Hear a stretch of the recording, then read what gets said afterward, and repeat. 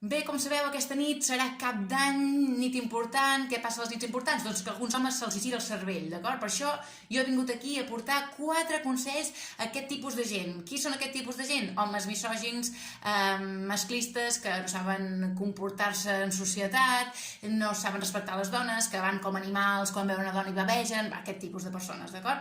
4 consells. Primer, si tu has tirat la canya a una noia i aquesta t'ha dit que no, no cal que ho tornis a intentar.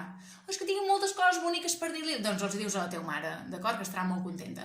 Però és que jo vaig llegir un llibre de Jorge Bucay que deia que si quieres puedes. No, no puedes, d'acord? No cal que ho tornis a intentar. Te'n vas a casa ben trempat. Consell número 2.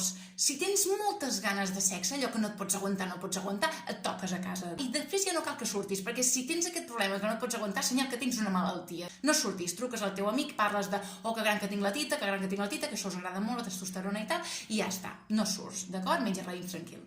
Consell número 3. Vigilar abans de sortir de casa les butxaques, que no hi hagi burundanga, d'acord? Aquestes coses que passa, ai, me tinc burundanga. Si en teniu, us la claveu vosaltres mateixos, perquè és important saber que funciona. I consell número 4, si beveu molt i poseu aquella excusa típica de és que he begut i no me'n recordo de res i vaig tocant a tot Déu, bueno, hi ha una solució que és cardar-te cops contra la paret, d'acord? 12 normalment, 12 campanades, 12 patacades. Si veieu que no funciona, 13, 14 cada vegada més. Què passa amb això? Que les neurones després es desperten i ai, què passa? I llavors aquí tot funciona més.